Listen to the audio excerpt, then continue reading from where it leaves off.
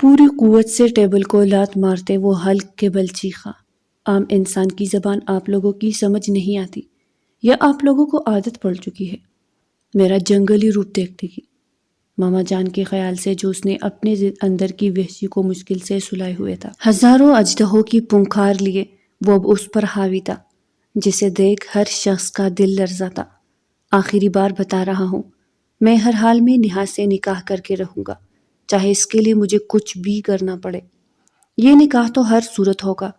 سمجھ نہیں آتی آپ لوگوں کی میری بات؟ سوہان یزدانی ہوں میں، جو ارادہ ایک دفعہ کر لیا تو اسے پیچھے نہیں ہونے والا۔ اس کے انگاروں کی مانند سلگتی نگاہیں اور رگیں تن کر ابھر آئی ہوئی تھی۔ بکواس بند کرو اپنی نامراد۔ اگر بچی نہیں مان رہی تو ہم یہ نکاح کبھی نہیں ہونے دے۔ اور تم کیا نکاح کی رٹ لگائے ہوئے ہو؟ اگر اتنی ہی شادی کی آگ لگی ہوئی ہے تو ہم کوئی اور لڑکی ڈھونڈ دیتے ہیں، لیکن نیہا سے زبردستی ہم کبھی نہیں کریں گے، سمجھے تم؟ یہ کہتے ہوئے جاہ و جلال سے آغا جان کا پورا وجود کانپ رہا تھا۔ مجھے کوئی اور لڑکی نہیں چاہیے، مجھے بس نیہا چاہیے، سنا آپ نے؟ صرف اور صرف نیہا۔ ایک ایک چیز کو اٹھا اٹھا کر دیوار پر مارتے اس کا بس نہیں چل رہا تھا۔ پوری دنیا تہس نہس کر دے، اب بتائے اور کتنے ہزار مرتبہ دہراؤ؟ میں اپنے الفاظ جو یقین ہو۔ کچھ بھی کرنے سے پہلے یہ ضرور سوچ لینا کہ میں آپ کے ارادوں کو کبھی پورا نہیں ہونے دوں گا۔ حلق کے بل چیختے ہوئے اس کے گلے میں خراش پڑ گئی تھی۔ جواباً وہاں موجود لوگوں نے فقط تنفر سے ہنکار بھرتے استہزائیہ نظر اس پر ٹکا دی تھی۔ ایسا کبھی نہیں ہوگا اور میں ایسا ہونے نہیں دوں گا، اور تم کچھ نہیں کرو گے، یہ میرا حکم ہے۔ آغا جی نے غصے سے دو ٹوک کہا تو لبوں پر زخمی مسکراہٹ ٹھہری۔ لہو رنگ آنکھوں میں جب بے حسی کا تاثر اترا۔ سوہان یزدانی کسی کے حکم کا پابند نہیں ہے، لیکن یہ بات تو طے ہے کہ نیہا صرف اور صرف سوہان یزدانی کی ہے اور رہے گی۔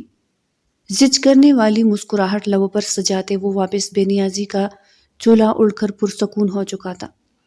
ایک بات تم بھی سمجھ لو سوہان یزدانی، جب میں ہی نہیں مانوں گا تو کیسے کرو گے؟ وہ آپ مجھ پر چھوڑ دے آغا جی، نہ مانے تو میں خود ہی سب انتظام کر لوں گا۔ بارات میں آپ سب لازمی آئیے گا، اور جو گواہ بننے کی سعادت حاصل ہو جائے آپ سب کو تو بہت مزہ آ جائے گا۔ آنکھیں بند کر کے وہ یوں جھوم اٹھا تھا جیسے چشم تصور میں وہ منظر اتر آیا ہو۔ پھر فون ان لاک کرتے ایک نظر ہمیشہ کی طرف خاموش تماشائی کا کردار نبھا رہے باپ پر ڈالی، جن کا چہرہ دھواں دھواں ہو رہا تھا۔ عجیب شخص تھا یہ بھی، نہ کبھی اپنے حق کے لیے بولا تھا نہ کسی اور کے حق کے لیے۔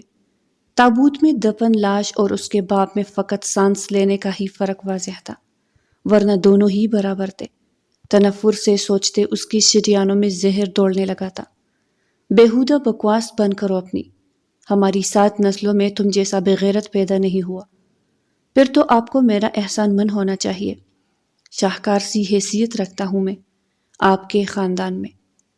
فون جیب میں ڈالتا وہ اپنی جگہ کھڑا ہوا، پھر بے تاثر نظر تمام خاموش تماشائیوں سے گزارتے ہوئے بے خوفی سے چلتا ہوا خون آشام نظروں سے خود کو گور رہے آغا جی کے مقابل آیا۔ ایک بات یاد رکھنا آغا جی، اگر آپ نے نیہا کو میرے علاوہ کسی اور کے ساتھ منسوب کرنے کا سوچا بھی تو میں اس حویلی کی اینٹ سے اینٹ بجا دوں گا۔ یہ بات آپ سب لوگ اپنے اپنے ذہنوں میں بٹھا لے۔ اتنا کہہ کر وہ سیڑھیاں چڑھنے لگا۔ جب سامنے ہی اسے نیہا سہمی ہوئی نظر آئی تو وہ 2 سیڑھیاں چڑھ کر اس کے سامنے آیا اور دل فری مسکراہٹ کے ساتھ اس کی طرف دیکھا۔ کیا ہوا میری جان کو اتنا سہمی کیوں ہے؟ میں تمہیں تو کچھ نہیں کہنے والا، تم تو میری روح میں بستی ہو، میں تمہیں کیسے کوئی نقصان پہنچا سکتا ہوں؟ اینی ویز جو نیچے میں نے سب کو کہا وہ تو تم نے سن ہی لیا ہوگا، اس لیے میرے علاوہ کسی اور کے بارے میں سوچا تو میں تمہارے ساتھ ساتھ اس کی بھی جان لے لوں گا۔ اس کے گال کو تپتپاتے ہوئے بھرپور نظر اس کے چہرے پر ڈالی اور اپنے کمرے میں چلا گیا، اور نیہا سے کڑے رہنا محال ہو رہا تھا۔ وہ جلدی سے پلٹی اور واپس اپنے کمرے میں چلی گئی اور دروازہ لاک کر لیا، جیسے سوہان یزدانی ابھی کے ابھی نیہا کو لے جائے گا۔ اس کا دل ڈر کی وجہ سے زور زور سے دھڑک رہا تھا۔ نہیں، میں سوہان یزدانی سے شادی کبھی نہیں کروں گی، کبھی نہیں۔ میں ایک پتھر دل انسان سے شادی کیسے کر سکتی ہوں جس کے دل میں کسی کے لیے احساسات کو محسوس کرنے کا احساس ہی نہیں، اور نہ ہی کسی کی بات کی کوئی اہمیت ہے۔ میں نہیں کروں گی ان سے شادی، ہاں کبھی نہیں۔ وہ خود کلامی کرتے بڑبڑا رہی تھی اور پھر بیڈ پر لیٹ کر کمبل اوڑھ لیا۔ کچھ دیر بعد سمیہ بیگم نے آ کر اس کا دروازہ کھٹکھٹایا۔ نیہا نے ڈرتے ہوئے اٹھ کر دروازہ کھولا تو اس کی ماں سامنے کھڑی تھی۔ ارے مما، آپ آئے نا؟ اندر آئے۔ نیہا نے پیچھے ہو کر اپنی ماں کو اندر آنے کا راستہ دیا۔ سمیہ بیگم کمرے میں آئی اور انہوں نے بیڈ پر بیٹھ کر نیہا کو بھی اپنے پاس بٹھا لیا۔ دیکھو نیہا، مجھے پتا ہے تمہیں تھوڑا عجیب لگے گا، لیکن ایک بار سہان کے بارے میں دل سے سوچ کر تو دیکھو، وہ بہت اچھا ہے، بس غصے کا تھوڑا تیز ہے اور تھوڑا ضدی بھی، لیکن اس کا مطلب یہ نہیں ہے کہ وہ ایک برا انسان ہے۔ دیکھو، میں نہیں چاہتی کہ سہان کی ضد کی وجہ سے گھر کے بڑوں میں کشیدگی بڑھے، اس لیے میں چاہتی ہوں کہ تم ایک بار اس کے بارے میں سوچو، ضرور، باقی تمہاری مرضی ہے۔ لیکن مما، میں چاہ کر بھی نہیں ان سے شادی کر سکتی۔ لیکن کیوں بیٹا، ایسی کیا وجہ ہے؟ کیونکہ مما، وہ کچھ کہتے کہتے رکی اور پھر نظریں چرا کر بولی کہ سہان بالکل بھی اچھا انسان نہیں ہے، ایک نمبر کا غنڈہ موالی ہے۔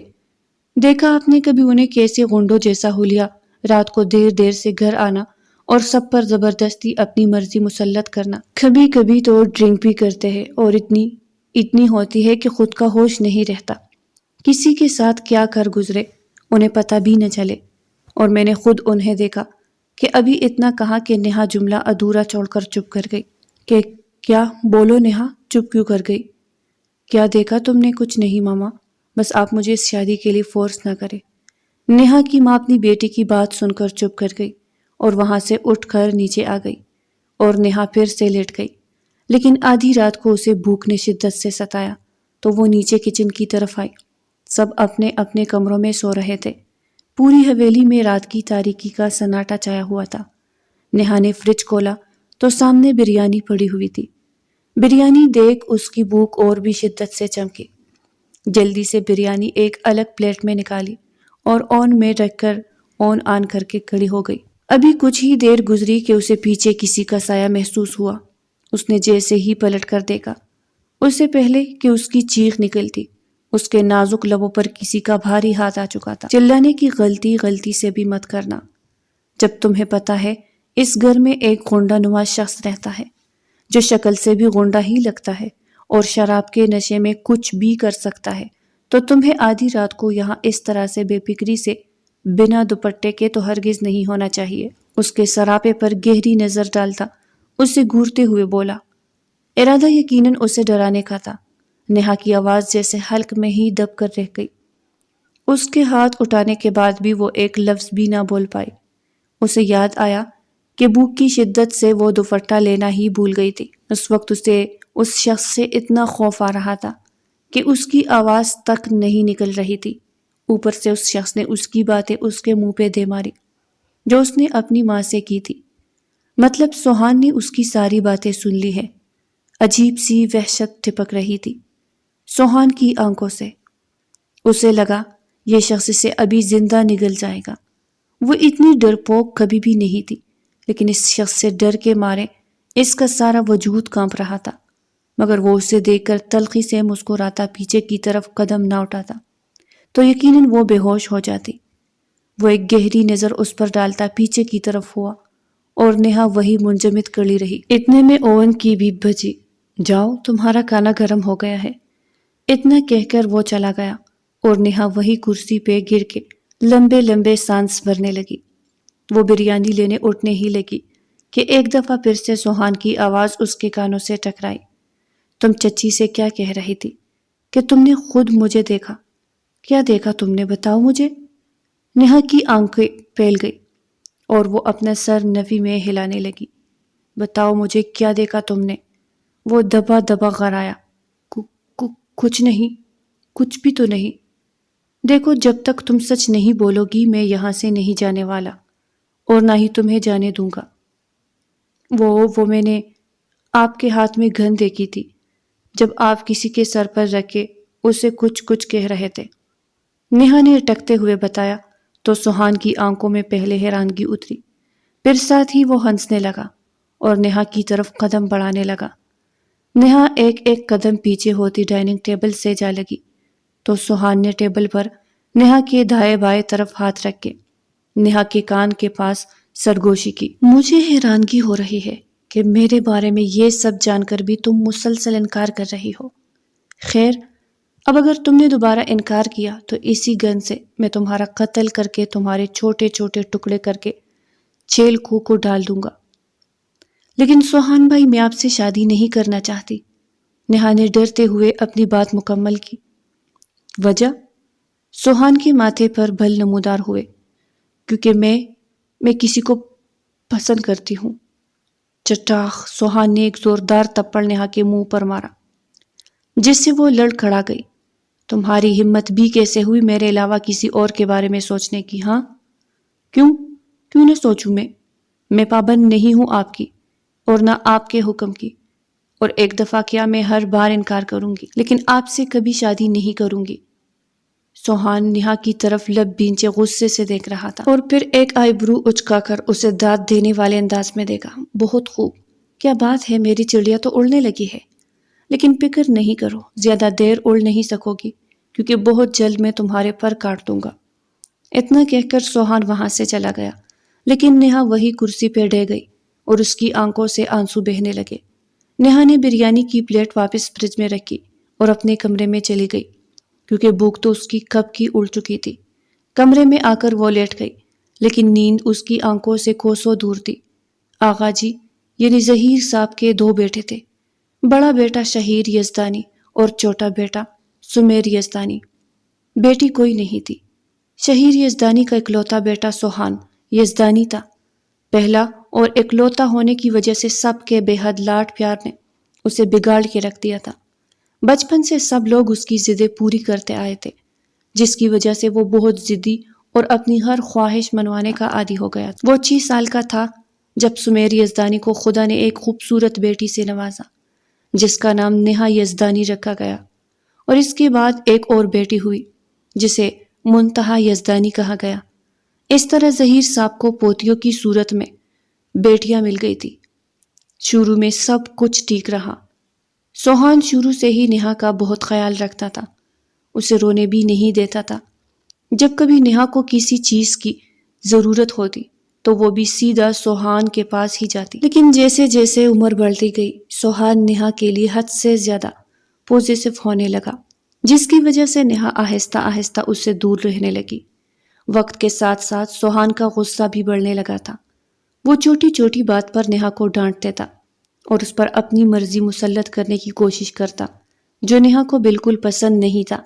लेकिन एक दिन कॉलेज से वापसी पर जब नेहा ने रास्ते में एक सुनसान जगह पर सोहान को किसी लड़के के साथ लड़ते हुए देखा और उसके हाथ में गन पॉइंट किए देखा, तो वो सोहान से मजीद डरने लगी। नेहा को मालूम नहीं था कि उस लड़के के साथ क्या हुआ, लेकिन उसके सर और नाक से खून बह रहा था, जिससे नेहा ने यही अंदाजा लगाया कि शायद सोहान ने उसे मार दिया होगा, क्योंकि गुस्से में सोहान को यह भी अंदाजा नहीं होता था कि वो क्या कर रहा है। नेहा ने कई बार घर वालों को बताने की कोशिश की, लेकिन खौफ के मारे बता न सकी।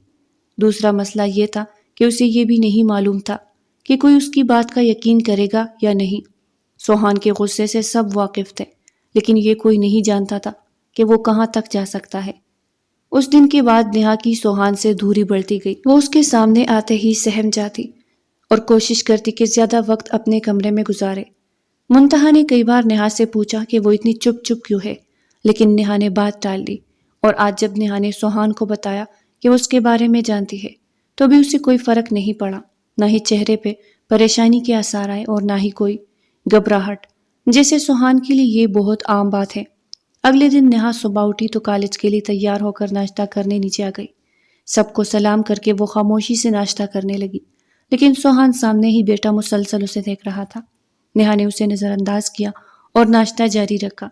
सभी नाश्ता करने में मगन थे कि अचानक सोहान की आवाज ने सुकून तोड़ दिया। मैं कुछ दिनों के लिए इस्लामाबाद जा रहा हूँ, किसी काम से, शायद 1 महीना लग जाए वहां। बेटा, 1 महीने का कौन सा काम है जो तुम्हें इतनी दूर जाना पड़ रहा है? नाजिया बेगम ने अपने बेटे की तरफ देखते हुए पूछा। मम्मा, मुझे अपने ऑफिस के काम के सिलसिले में जाना है। लो, आगाजी ने तंजी अंदाज में कहा।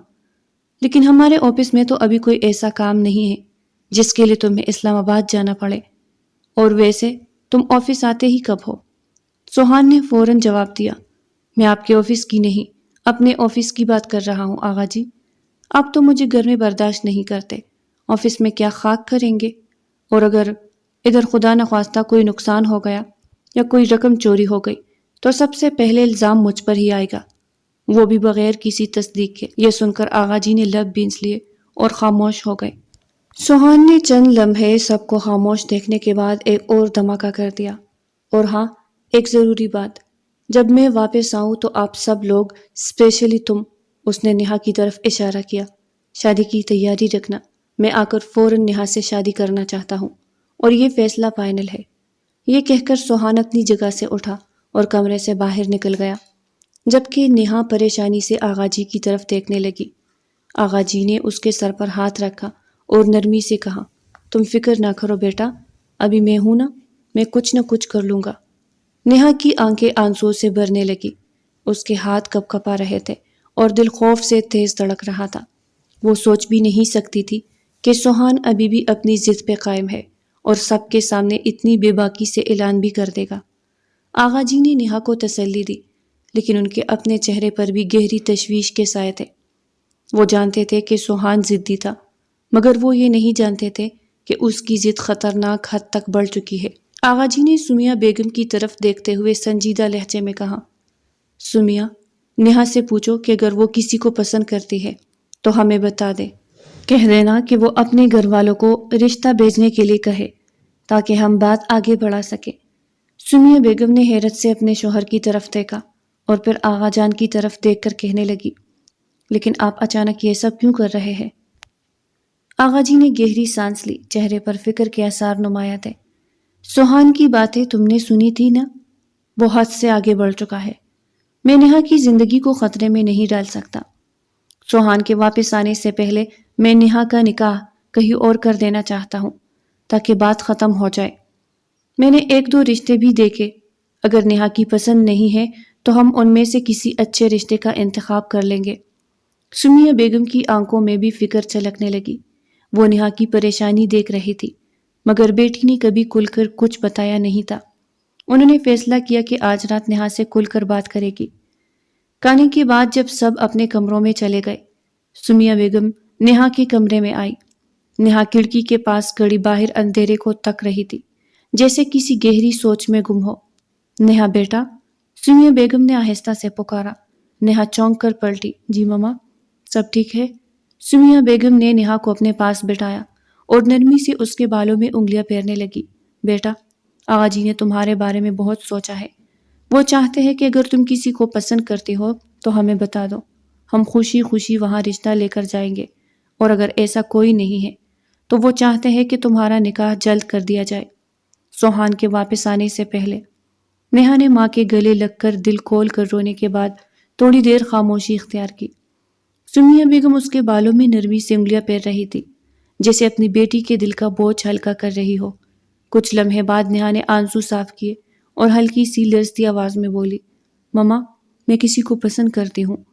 سمیہ بیگم نے حیرت سے نیہا کی طرف دیکھا، لیکن ان کی آنکھوں میں نرمی اور محبت تھی۔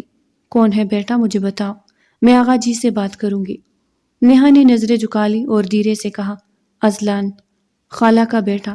وہ بھی مجھے پسند کرتا ہے، ہم دونوں شادی کرنا چاہتے ہیں، لیکن کبھی ہمت نہیں ہوئی آپ سب سے بات کرنے کی۔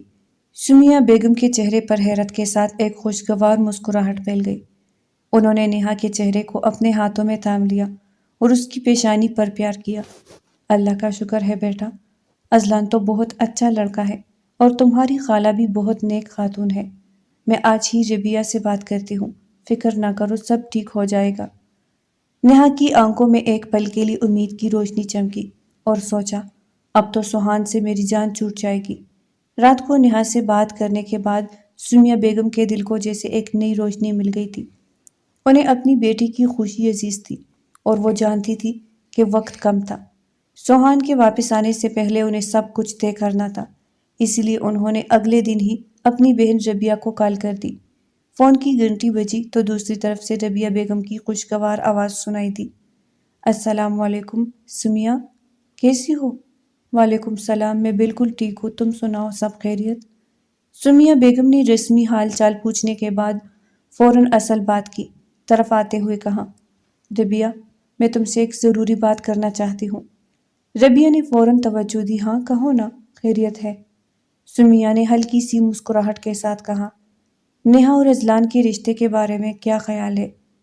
نیہا نے مجھے بتایا ہے کہ وہ دونوں ایک دوسرے کو پسند کرتے ہیں اور میں چاہتی ہوں کہ ہم جلدی یہ رشتہ طے کر لیں۔ ربیہ بیگم کی آواز خوشی سے بھر گئی، اللہ کا شکر ہے، میں بھی اسی بات کے لیے سوچ رہی تھی۔ اصل میں 1-2 دن میں تمہارے گھر اسی سلسلے میں آنے والی تھی۔ اذلان نے مجھ سے پہلے ہی نیہا کی بات کی تھی اور میں بھی یہی چاہتی ہوں کہ یہ رشتہ جلدی طے ہو جائے۔ یہ سن کر سمیہ بیگم کے دل کو سکون ملا۔ انہوں نے اللہ کا شکر ادا کیا اور فوراً اگلے دن کے لیے ربیہ کو گھر آنے کی دعوت دی۔ اگلے دن ربیہ بیگم پورے جوش و خروش کے ساتھ اپنے بیٹے اذلان کو لے کر نیہا کے گھر پہنچ گئی۔ دونوں گھرانوں میں خوشی کی لہر دوڑ گئی تھی۔ آغا جی نے بھی یہ سن کر اطمینان کا سانس لیا اور یوں نیہا اور اذلان کا رشتہ طے ہو گیا۔ اذلان کی آنکھوں میں خوشی جھلک رہی تھی، جبکہ نیہا کے چہرے پر ایک عرصے بعد مسکراہٹ آئی تھی، مگر ان دونوں کو نہیں معلوم تھا کہ یہ خوشی کتنی دیر کی ہے۔ جہاں پورے گھر میں خوشی کی لہر دوڑ کر رہی تھی، وہی 2 آنکھیں ایسی بھی تھی جن میں ایک ہلکی سی اداسی چھپی تھی۔ نازیہ بیگم اور شہیر یزدانی بظاہر مسکرا رہے تھے، لیکن ان کے دل کی گہرائیوں میں ایک عجیب سا بوجھ تھا۔ وہ سب کے ساتھ بیٹھے نیہا اور اذلان کے رشتے کی باتیں سن رہے تھے، مگر ان کی نظروں میں ایک خاموش سا قرب جھلک رہا تھا۔ نازیہ بیگم کے دل میں نیہا کے لیے ہمیشہ ماں جیسا پیار تھا۔ نیہا ان کے لیے صرف سمیر کی بیٹی نہیں تھی، بلکہ وہ اسے اپنی بیٹی کی طرح چاہتی تھی۔ نیہا کی ہنسی، اس کی معصوم شرارتیں اور گھر بھر میں اس کی چہکتی آواز نازیہ کے دل کو خوش کر دیتی تھی۔ وہ جانتی تھی کہ سوہان کی نیہا کے لیے چاہت اپنی جگہ، مگر اس چاہت میں جو جنون شامل ہو چکا تھا وہ نیہا کی زندگی کو برباد کر سکتا تھا۔ شہیر یزدانی کی حالت بھی کچھ مختلف نہ تھی۔ وہ اپنے بیٹے کی ہر بات سے واقف تھے۔ وہ جانتے تھے کہ ان کے لاڈ پیار نے سوہان کو بگاڑ دیا ہے۔ شہیر نے کئی بار کوشش کی کہ بیٹے کو سمجھائے، مگر سوہان تھا کہ کسی کی سنتا ہی نہیں تھا۔ وہ نیہا کی آنکھوں میں چھپا خوف بھی دیکھ چکے تھے، مگر وہ جانتے تھے کہ اگر وہ نیہا کی حمایت کرتے تو شاید ان کا اپنا بیٹا مزید بفر جاتا۔ آج جب نیہا کا رشتہ اذلان سے طے ہوا تو نازیہ اور شہیر کی آنکھوں میں خوشی کی آنسو کے ساتھ ساتھ ایک نہ نظر آنے والا غم بھی جھلک رہا تھا۔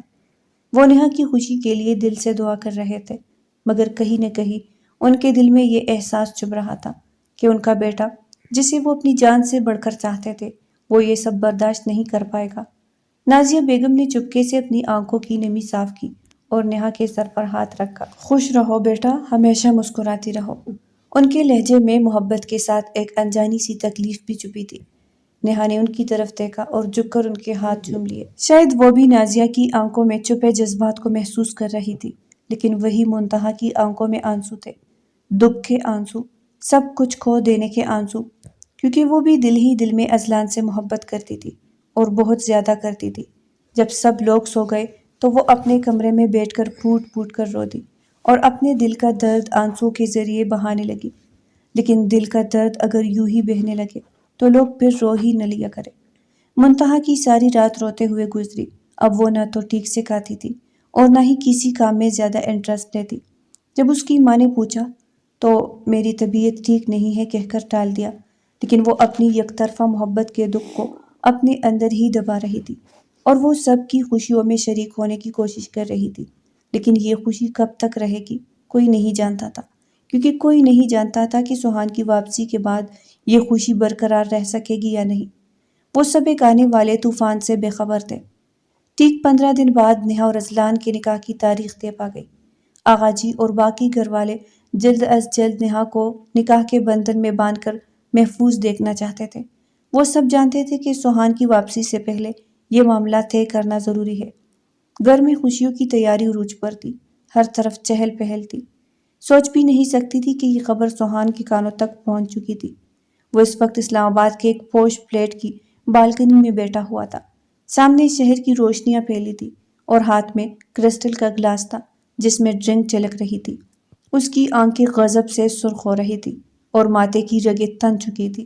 جو ہی اسے نیہا کے نکاح کی خبر ملی، پہلے تو اس کا دل کیا کہ وہ سب کچھ توڑ پھوڑ دے، اس دنیا کو آگ لگا دے، لیکن پھر اس کی گرفت ڈھیلی پڑی اور وہ کرسی پر ٹھیسا گیا۔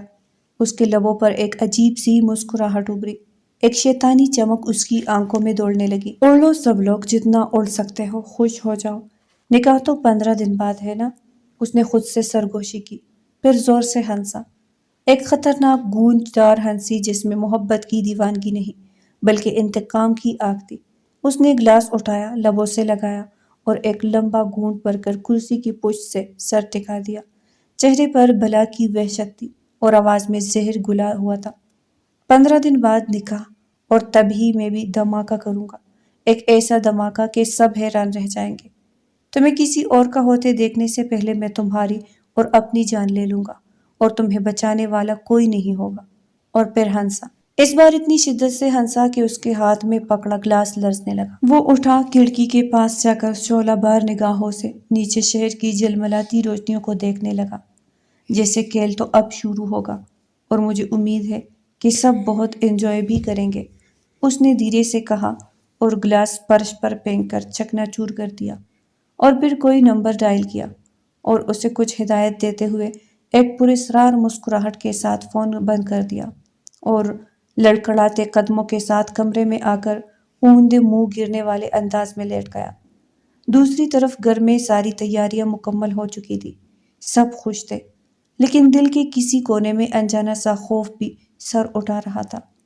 نکاح میں صرف ایک دن باقی تھا۔ نیہا کے چہرے پر شرمیلی سی مسکراہٹ تھی جو ہٹنے کا نام ہی نہیں لے رہی تھی۔ وہ اپنے نئے سفر کے خوابوں میں کھوئی ہوئی تھی، لیکن منتہا اس کے دل میں ایک عجیب سی اداسی تھی۔ وہ اپنے غم کو سینے میں چھپائے اپنی بہن کی خوشیوں کے لیے دعا گو تھی کہ نیہا کی یہ مسکراہٹ ہمیشہ یوں قائم رہے۔ منتہا نے نیہا کے ہاتھوں پر مہندی لگائی، پھر اپنے کمرے میں چلی گئی۔ نیہا نے مہندی سوکھنے کے بعد کمرے کی مدھم لائٹ چلائی اور سکون سے سونے کے لیے لیٹ گئی۔ رات کا وقت تھا، پورا گھر خاموشی کی چادر اوڑھے گہری نیند میں تھا، مگر نیہا کی نیند بہت کچی تھی، ذرا سی آہٹ پر بھی اسے جگا دیتی تھی۔ اچانک اس کے کمرے کا دروازہ آہستہ سے کھلا، ہلکی سی چرچراہٹ کی آواز پر نیہا کی آنکھیں نیم وا ہوئی۔ جیسے ہی اس نے سامنے دیکھا، اس کی آنکھیں خوف سے پھٹنے لگی، وہ چیخنے والی تھی کہ اگلے لمحے کسی نے تیزی سے آگے بڑھ کر اس کے منہ پر بھاری ہاتھ رکھ دیا۔ نیہا کی چیخ خلق میں دب کر رہ گئی۔ کیا ہوا سویٹ ہارٹ؟ مجھے دیکھ کر اتنا ڈر کیوں رہی ہو؟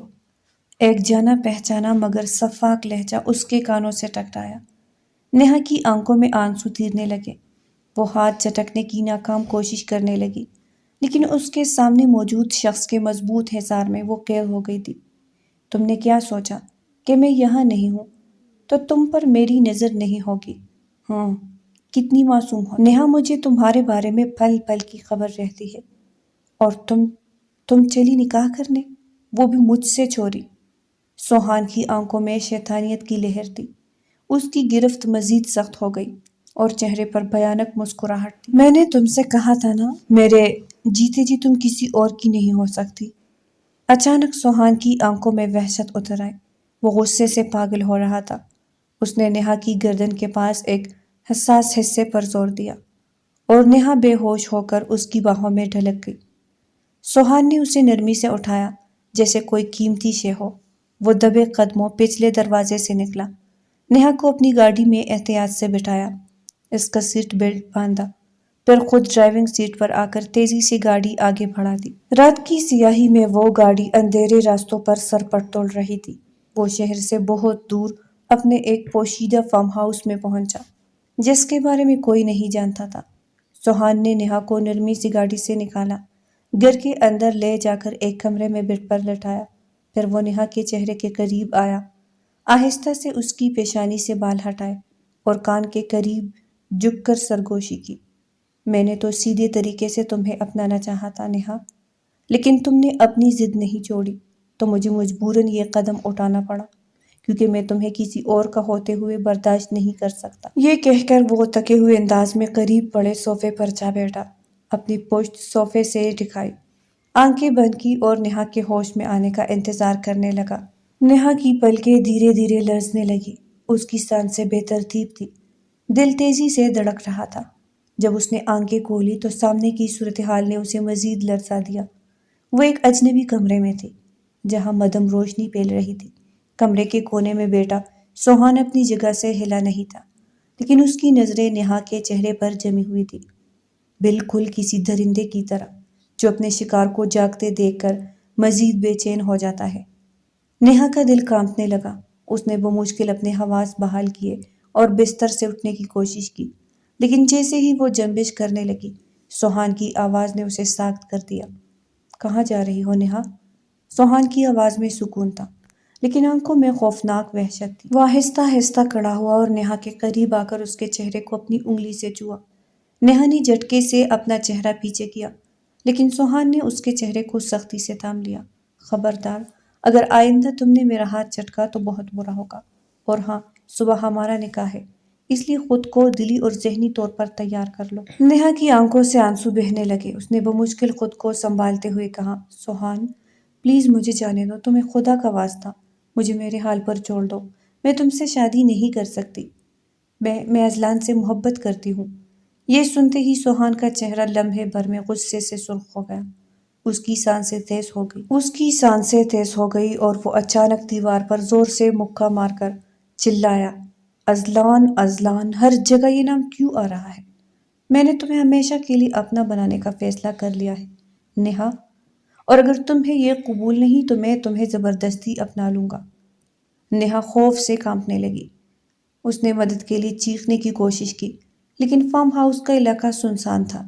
آس پاس کوئی انسان نہیں تھا جو اس کی آواز سن سکے۔ جتنا چلانا ہے چلا لو نہا، یہاں تمہاری آواز سننے والا کوئی نہیں ہے، اور نہ ہی کوئی تم تک پہنچ سکتا ہے، سوہان نے وحشیانہ مسکراہٹ کے ساتھ کہا۔ اس کی آنکھوں میں پاگل پن کی چمک مزید گہری ہو گئی۔ ادھر گھر میں نکاح کے دن کی تیاریاں زور و شور سے جاری تھی، لیکن نہا کی گمشدگی نے سب کو بے حد پریشان کر دیا تھا۔ سمیہ بیگم بار بار فون کر رہی تھی، لیکن نہا کا فون تو گھر پر ہی رہ گیا تھا۔ اذلان پاگلوں کی طرح نہا کو ڈھونڈ رہا تھا، ہر جگہ، ہر کونے میں، لیکن نہا کا کوئی سراغ نہیں مل رہا تھا۔ یہ سب اس سوہان کا کام ہے، اس کے علاوہ کوئی بھی یہ حرکت نہیں کر سکتا۔ آغا جی غصے سے دوڑے، ان کی آواز میں بے بسی اور غصے کی آمیزش تھی۔ شہیر بار بار سوہان کو کال کر رہے تھے، لیکن اس کا نمبر بند جا رہا تھا۔ اذلان کے صبر کا پیمانہ لبریز ہو رہا تھا اور اس کا دل کسی انہونی کی خبر دے رہا تھا۔ دوسری طرف فارم ہاؤس میں نہا مسلسل روتے ہوئے اللہ سے مدد مانگ رہی تھی۔ سوہان کبھی نرمی سے اس کے بال سہلاتا تو کبھی پاگلوں کی طرح چیزیں توڑنے لگتا، جیسے وہ خود بھی اپنی وحشت کے بوجھ تلے دب رہا ہو۔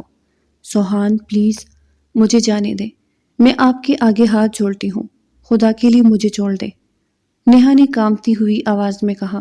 آنکھوں سے آنسو تھمنے کا نام نہیں لے رہے تھے۔ چپ، بالکل چپ، اب مجھے تمہاری آواز نہ آئے۔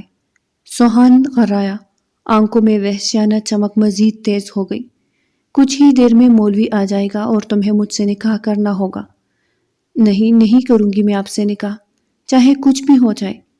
نہا کی چیخ میں بے بسی اور ہمت کا امتزاج تھا۔ نہا کے انکار پر سوہان کا چہرہ لمحے بھر میں سرخ ہو گیا۔ اس نے غصے میں آ کر زوردار تھپڑ نہا کے چہرے پر رسید کیا، جس سے نہا لڑکھڑا کر زمین پر گر گئی۔ اس کے ہونٹ سے خون رسنے لگا اور آنکھوں کے گرد نیلاہٹ پھیلنے لگی۔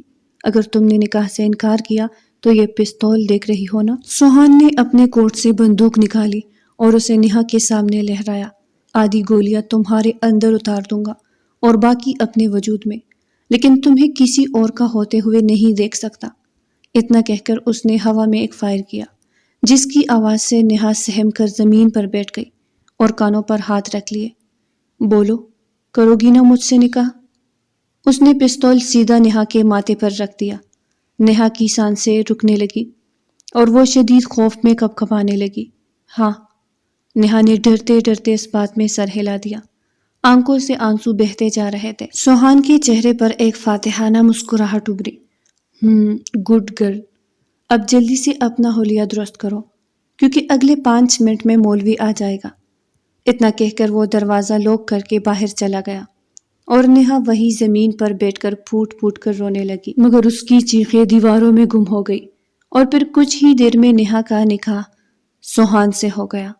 نیہا کی آنکھیں آنسوؤں سے بھری ہوئی تھی، وہ پٹے ہوئے دل کے ساتھ ساتھ زمین پر بیٹھی تھی، جیسے زندگی اس کے وجود سے نکل چکی ہو۔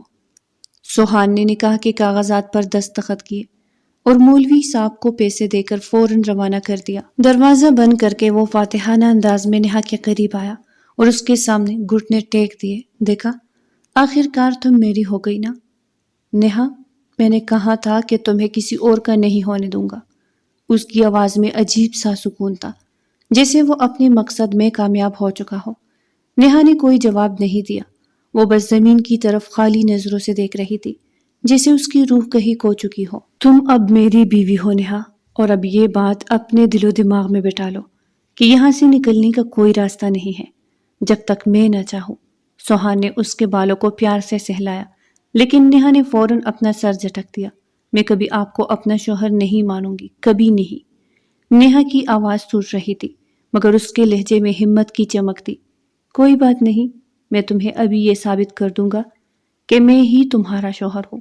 ہر لفظ پر وہ زور دیتے بولا، اور ساتھ ہی وہ نیہا کا چہرہ اوپر کرتے اس کے ہونٹوں پر جھکا اور پوری شدت سے اپنی تشنگی مٹانے لگا۔ نیہا نے اپنے دونوں ہاتھ اس کے سینے پر رکھ کر اسے دھکا دیتے ہوئے مزاحمت کرنے لگی، لیکن سوہان نے اس کے دونوں ہاتھ اس کی کمر کے ساتھ پن کر دیا اور اس کے ہونٹوں پہ اپنی شدت بڑھا دی۔ نیہا کی سانسیں مدھم ہوئی تو سوہان آہستہ سے پیچھے ہوا اور نیہا کے ماتھے سے اپنا ماتھا ٹکا کر لمبے لمبے سانس بھرنے لگا۔ نیہا کے ہاتھوں پہ جیسے ہی سوہان کی گرفت ڈھیلی پڑی تو وہ خود کو چھڑوا کر باہر بھاگنے لگی، لیکن جب اس نے دروازے کا لاک گھمایا تو دروازہ لاک تھا۔ اس نے ڈرتے ہوئے سوہان کی طرف دیکھا جو مسکرا رہا تھا، پھر اگلے ہی پل نیہا کو کھینچ کر بیڈ پر پٹکا اور پھر اسے ہر پردے سے آزاد کرتا اس پہ حاوی ہو گیا اور نیہا کو بتایا کہ وہ ہی اس کا شوہر ہے۔ جب اپنا سارا جنون وہ نیہا میں انڈیل چکا تو سکون کی ایک لمبی سانس کھینچی اور ایک سائڈ پہ ہو کر لیٹ گیا اور نیہا کو اپنے حصار میں لے لیا۔ اب تو تمہیں اچھے سے معلوم ہو گیا ہوگا کہ میں تمہارا شوہر ہوں، نیہا؟ نیہا اس کے حصار میں روتے ہوئے سسک رہی تھی۔ کچھ دیر وہ یوں ہی لیٹا رہا۔ چلو اب جلدی سے فریش ہو کر آؤ، پھر گھر چلے۔ نیہا حیران ہوتے ہوئے نم آنکھوں سے سوہان کی طرف دیکھا۔ ہاں بھائی، ان کو بھی تو پتہ چلنا چاہیے کہ اب ہمارا نکاح ہو چکا ہے۔ چلو جلدی سے اٹھو، نہیں تو میں خود تمہیں فریش کرواؤں گا۔ نہیں، میں خود ہی جاؤں گی۔ اور نیہا گھبراتے ہوئے جلدی سے واش روم میں گھس گئی۔ مبالغہ کہ سوہان سچ میں ہی نہ ایسا کر دے۔ اس کی سپیڈ دیکھ کر سوہان نے ایک دل فریب کہکہا لگایا اور سکون سے آنکھیں بند کر لی۔ وہ بہت پرسکون تھا۔ آغا جی کا کیا حال ہوگا جب انہیں میرے اور نیہا کے نکاح کا پتہ چلے گا؟ واو، سوہان یزدانی، آخر تم جیت ہی گئے۔ مجھے تو ابھی سے ایکسائٹمنٹ ہو رہی ہے ان کے چہرے کا تاثرات کا سوچتے ہوئے۔ جب ان کے سامنے ہوگا تو کیا ہوگا؟ وہ اپنی سوچوں میں مگن تھا۔ جب واش روم کا دروازہ کھل کر بند ہوا، نیہا فریش ہو کر نکلی تو اس کے گیلے بالوں کو اور اس کے بھیگے وجود کو دیکھ خمار آلود نظروں سے اس کی طرف بڑھا اور اس کے پاس جا کر اس کے ہونٹوں کی طرف دیکھا جو سوہان کی نزدیکی پہ لرز رہے تھے۔ لرزتے ہونٹوں نے سوہان کے دل کو بے چین کیا تو سوہان نیہا کے ہونٹوں کو اپنے ہونٹوں میں قید کر گیا اور پھر سے پوری شدت برسانے لگا۔ کچھ دیر جام پینے کے بعد پیچھے ہوا اور اپنے انگوٹھے سے اس کے ہونٹوں کی نمی کو صاف کیا۔ نیہا کی نظریں جھکی ہوئی تھی۔ سوہان نے جلدی سے خود کے بھڑکتے جذباتوں کو کنٹرول کیا اور لب بھینچ کر واش روم میں گھس گیا اور نیہا اپنا سانس بحال کرتے ہوئے اپنے بال ڈرائی کر کے تیار ہونے لگی۔ کچھ ہی دیر میں وہ لوگ یزدانی حویلی پہنچ چکے تھے۔ نیہا کو دیکھ کر سب لوگ اس کی طرف لپکے اور سمیہ بیگم تو روتے ہوئے اسے گلے سے لگا گئی۔ کیسی ہے میری بچی، تو ٹھیک ہے نا؟ لیکن نیہا بے آواز آنسو بہاتی رہی۔ ریلیکس چچی جان، آپ کی بیٹی اپنے شوہر کے ساتھ تھی، نہ کہ کسی غیر کے ساتھ۔ آپ ہی بھی پریشان ہو رہی ہے۔ سوہان چہرے پہ مسکراہٹ سجائے کہنے لگا۔ آغا جی نے آگے بڑھ کر اس کے منہ پر تھپڑ لگایا۔ تیری ہمت کیسے ہوئی ناہنجار زبردستی کرنے کی ہمت تو آپ میری دیکھ ہی چکے ہیں۔ اگر آپ لوگ چاہتے ہیں کہ نیہا آپ کی آنکھوں کی سامنے رہے تو یہ رشتہ قبول کر لے، ورنہ ایک بات نامحرم ہو کر لے گیا، اب تو میں اس پر پورا حق رکھتا ہوں۔ یہ سن کر وہاں سب لوگ چپ کر گئے۔ اور ہاں چچی جان، نیہا کا سامان میرے کمرے میں شفٹ کر دے۔ اتنا کہہ کر وہ اپنے روم میں چلا گیا۔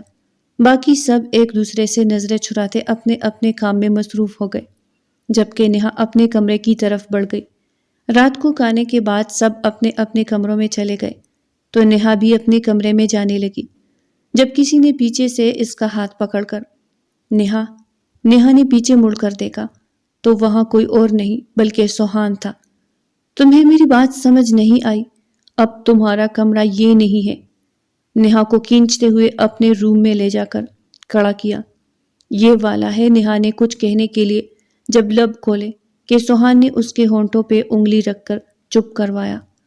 اگر کسی بھی قسم کی چھو چھرا کی تو انجام کی ذمہ دار تم خود ہوگی، اور پھر اسے لے کر بیڈ پر چلا گیا۔